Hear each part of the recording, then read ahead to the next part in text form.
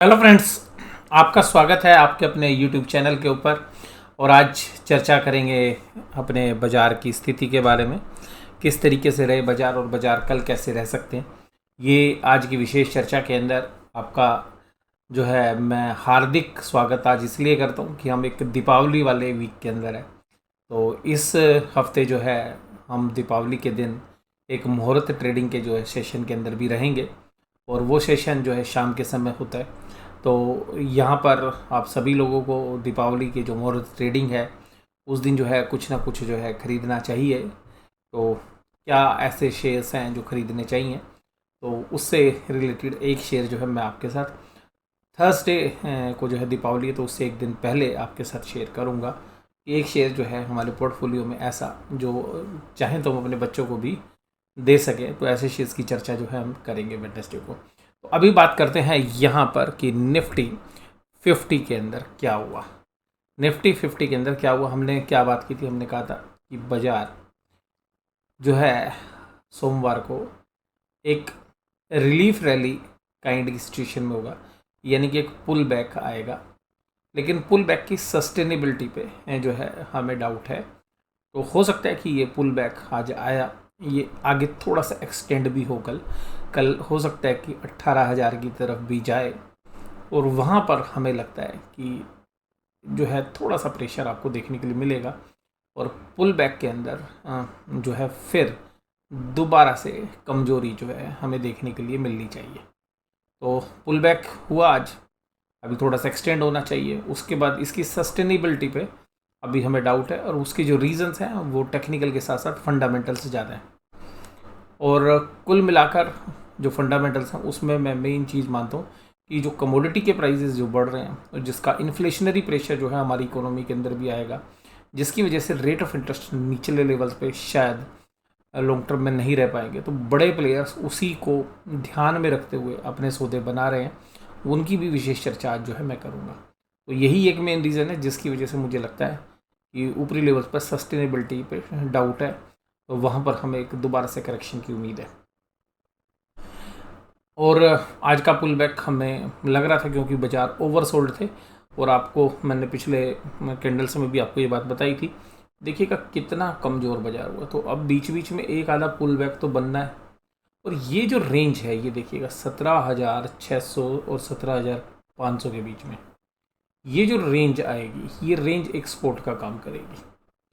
और यहाँ पर कंसोलिडेशन भी होता है, देखिएगा 17,600 के ऊपर एक बार कंसोलिडेशन हुआ था, तो 17,600 और 17,500 एक ही झटके में नहीं टूटेगा। ये अगर टूटना भी है, क्योंकि अभी तो हम इसी को बेस मानते हैं, तो 17,550 के आसपास एक बार बाजार आएंगे और शायद वहाँ से फिर दोबारा बाउंस बैक करेंगे। और एक कंसोलिडेशन का जो दौर है वो शायद अभी आपको 2-3 दिन में देखने के लिए मिलेगा। लेकिन अगर 17,500 के नीचे निफ्टी क्लोजिंग बेसिस पर चला जाता है तो मुझे लगता है कि बहुत बड़े जो ट्रेडर्स हैं जो लंबी सौदे खेल रहे हैं, बड़े लॉन्ग टर्म के या मीडियम टर्म के भी जो सौदे हैं, वो लोग भी एग्जिट कर जाएंगे अगर 17,500 के नीचे चला जाएगा। तो 17,500 के ऊपर जब तक काम कर रहा है तब तक आप ये मान के चलिएगा कि निफ्टी में कोई अभी बहुत बड़ी कमजोरी आपको नहीं देखने के लिए मिलेगी। हालांकि इस रेंज के अंदर अभी काम करता रहेगा 17,550 से लेकर 18,000 के बीच में।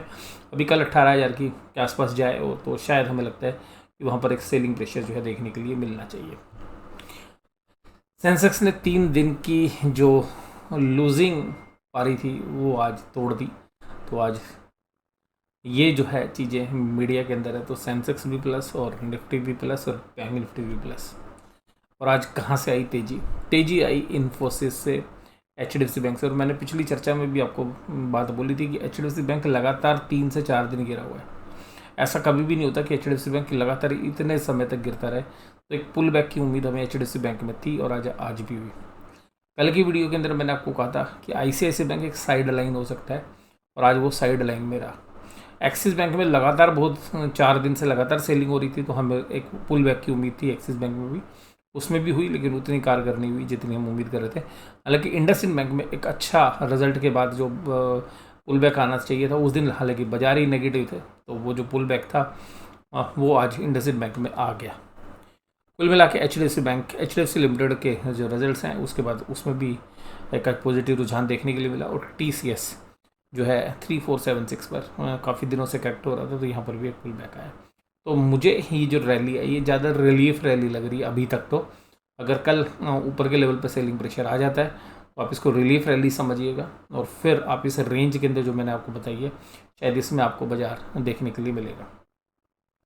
बजाज फिनसर्व, MN, UPL और नेस्ले 4 ही शेयर थे कमजोरी के साथ, और चारों आपके नेगेटिव टेरिटरी में। तो आज नेगेटिव शेयर्स थे नहीं, क्योंकि इतनी ऊपर से सेलिंग हुई है तो बहुत सारे जो वैल्यू पिकर्स हैं वो इन लेवल्स के ऊपर शेयर्स खरीदने आते हैं, जिसको हम रिलीफ रैली के नाम से जानते हैं। अब वो वास्तव में अगर यहाँ पे जेन्युइन बाइंग आ जाती है तो बाजार ऊपर की तरफ चले जाते हैं, अदरवाइज पुल बैक के बाद एक सेलिंग प्रेशर देखने के लिए मिलता है। तो मैं काफ़ी अच्छी उम्मीद है कि जो पुल बैक है ये थोड़ा सा और आगे एक्सटेंड हो, और एक्सटेंड होने के बाद शायद सेलिंग प्रेशर कल दोपहर के अंदर भी आपको देखने के लिए मिल सकता है। NSE की एडवांस डेक्लाइन रेशो आपको क्या कह रही है? आज एडवांस दब के काम कर रहे थे, क्योंकि इतने दिनों से जब 3 दिन के अंदर जो सीवियर सेलिंग हुई है तो उसके बाद एक पुल बैक बनना चाहिए था, और वो आज पुल बैक बना भी। FIIs DIs की ट्रेडिंग एक्टिविटीज़ देखिएगा। FIIs ये तो है नहीं अपना सारा माल नीचे बेच देंगे, उन्होंने इतना माल बेचा है पिछले 3-4-5 दिनों में कि भाई वो अभी अपना माल सारा नीचे क्यों बेचे? तो बाजार के अंदर बुलिश टोन थी तो वो उन्होंने अपनी आज सेलिंग नहीं की, सेलिंग की मात्र 200 करोड़ रुपए की। और DIIs भी अब थोड़े से बैकफुट पे आज दिखे, और उन्होंने भी अपनी बाइंग का लेवल 116 करोड़ ही रखा। तो बाकी बाइंग कहाँ से आई? बाकी बाइंग आई हमारे रिटेल इन्वेस्टर्स की वजह से, HIN इन्वेस्टर्स की वजह से, या जो बाकी पार्टिसिपेंट्स हैं जिसको मिस्टर इंडिया कहते हैं, वहाँ से आपको बाइंग देखने के लिए मिली। अब यहाँ पर देखिएगा पूरे महीने के बेस पे मैं बात करूँ, देखिएगा कैश मार्केट में FIs ने 25,000 करोड़ का माल बेचा है, जबकि DIs ने केवल 4,500 करोड़ का माल खरीदा है। सितंबर में उनकी सेलिंग थी नहीं, लेकिन DIs की बाइंग थी करीबन 6,000 करोड़ की। अगस्त के अंदर भी कोई सेलिंग नहीं थी, यानी कि ना के बराबर थी 2568, लेकिन यहाँ पे 6,900 के आसपास FIs की बाइंग थी। यहाँ पर जुलाई में सेलिंग थी, और फिर यहाँ पर बराबर की बाइंग आ गई थी, ये ध्यान रखिएगा, यहाँ पर बराबर की बाइंग आ गई थी, यानी कि 23,000 करोड़ की सेलिंग हुई थी जुलाई में, और 18,000 करोड़ की DIs की बाइंग आ गई। तो बाजार बहुत अच्छे तरीके से इसको ऑब्जर्व कर गया था। लेकिन अब अक्टूबर के महीने में क्या हुआ है? अक्टूबर के महीने में 25,000 करोड़ की सेलिंग आई है FIIs की, बाजार अपने हायर लेवल पर है, और कैश मार्केट में आई और DIIs ने केवल 5,000 करोड़ खरीदा है।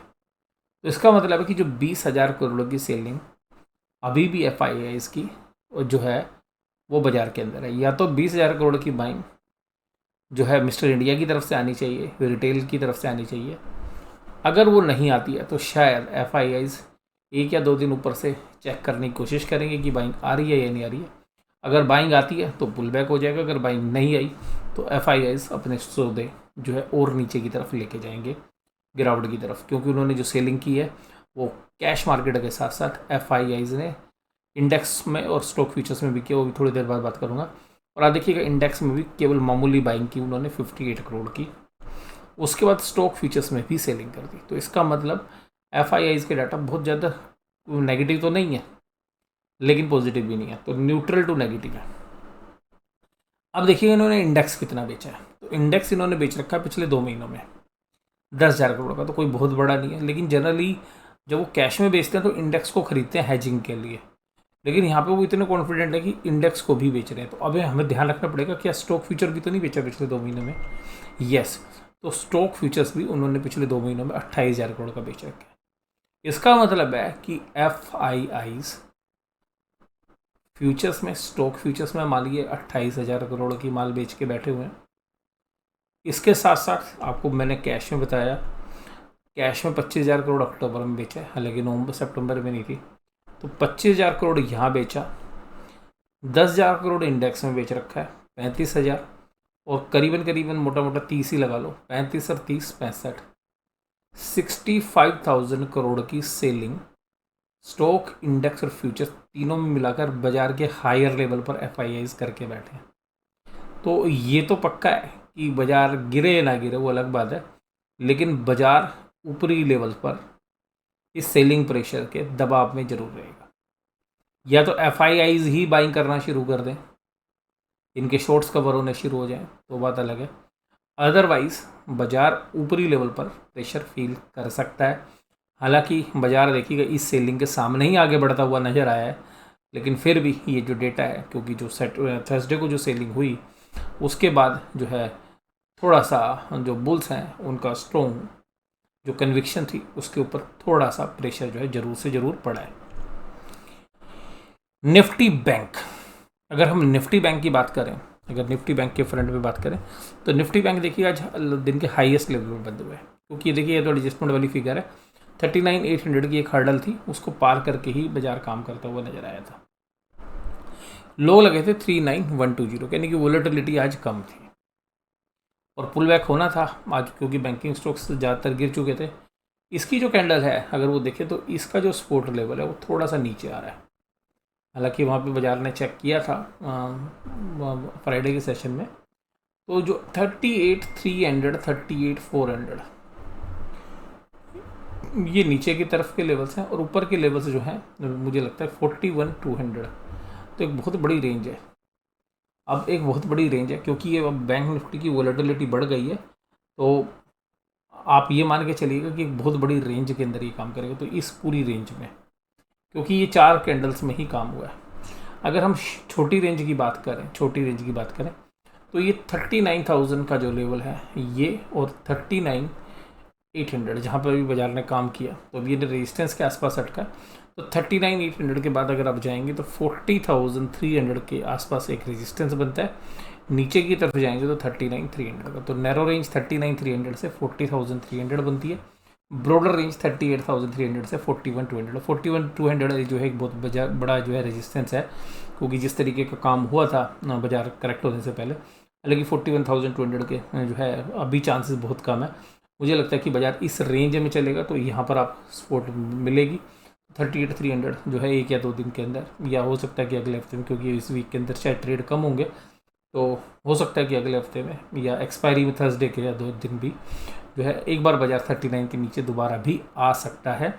इसके भी काफ़ी अच्छे चांसेस हैं। ऊपर के लेवल्स पर अगर हम देखेंगे 39,800, हालांकि रेजिस्टेंस कभी फेस नहीं हुई थी जब बाजार ऊपर की तरफ गए थे, लेकिन ये जो सेलिंग वाली कैंडल है इसके अंदर जो लोग फंसे हुए हैं, जिन्होंने माल खरीदा था थर्सडे को, वो लोग माल बेचने आएंगे, जिसकी वजह से मुझे ऐसा लगता है कि 39,800 के बाद 41,200 40,100 40,200 40,300 जो मैंने ये लेवल बताया, ये काफ़ी बड़ा सेलिंग प्रेशर पॉइंट होगा। तो 40,000 के ऊपर जैसे ही बाजार जाएगा तो एक सेलिंग जो है ऊपर की तरफ से आती हुई नजर आएगी। तो ऊपर जैसे ही जाएगा तो अब सेलिंग प्रेशर आ सकता है। तो आज तो पुल बैक होना था, ओवरसोल्ड था बाजार। अब ये लगता है कि जब ऊपर की तरफ जाएगा तो फिर सेलिंग आएगी। उसके बाद अगर हम बात करें तो आज कहाँ से बात बनी, आज सब ने सेंचुरी ठोक दी। HDFC बैंक ने सेंचुरी मारी, SBI ने कोटक महिंद्रा बैंक में। और देखिएगा SBI पे मुझे पर्सनली ऐसा लगता है कि SBI की रैली जो है बाकी बैंकों के मुकाबले में ज़्यादा हुई है। और बंधन बैंक के कल के रिजल्ट देखने के बाद, हालांकि मुझे पर्सनली लगा था कि 10% से ज़्यादा की गिरावट जो है बंधन बैंक में शायद आज के दिन होगी, और जो लो थे वो भी टूटने थे, लेकिन आज का दिन जो है पुल बैक का दिन था, तो बंधन बैंक के लिए काफ़ी पॉजिटिव रहा। और सबसे खास बात ये कि सारे के सारे ब्रोकरेज हाउसेज ने बंधन बैंक पे पहले से ही शॉर्ट्स बिल्डअप करा रखे हैं, शॉर्ट पोजीशन। तो ऐसे में ऑपरेटर जनरली कमाने नहीं देता है, तो शायद ये एक रीज़न हो सकता है। अदरवाइज फंडामेंटली अगर हम रीज़न से देखें तो बंधन बैंक में शायद आज जो करेक्शन हुई उससे ज़्यादा होनी थी। और सीधी बात ये कि मीडिया में जब इतना प्रचार था तो इंट्राडे ट्रेडर्स ने ज़बरदस्त शॉर्ट सुबह सुबह लगाए होंगे और ऑपरेटर्स ने उन सभी शॉर्ट्स को ट्रैप किया होगा। तो ये भी हो सकता है, क्योंकि बंधन बैंक 2 दिन बाद या 4 दिन बाद रिएक्ट करें, और जो डेली ट्रेडर्स हैं या ऑपरेटर्स के सामने जो टिके ही नहीं, तो ऑपरेटर्स ने क्या किया, उसको पुल बैक करा दिया। क्योंकि ऑप्शंस के अंदर जो शेयर्स होते हैं उसमें सुविधा उपलब्ध होती है, क्योंकि आप ऑप्शंस के माध्यम से ट्रेड को बदल सकते हैं। कोटक महिंद्रा बैंक ने भी सेंचुरी लगाई और ये पुल बैक, क्योंकि बैंकों में दबाव था। तो अब देखिएगा सब बैंक गिरे थे, तो अब एक पुल बैक का चांसेस बन रहा था। तो कल की बारी शायद ICICI बैंक की है बाजार को उसको मान लें की, और एक्सिस बैंक में भी अच्छा पुल बैक था और इंडसइंड बैंक में भी। तो कल शायद ICICI बैंक संभालता हुआ नजर आए। और अभी निचले लेवल्स पर जो है HDFC बैंक भी है, तो हो सकता है थोड़ी स्ट्रेंथ HDFC बैंक में भी आए।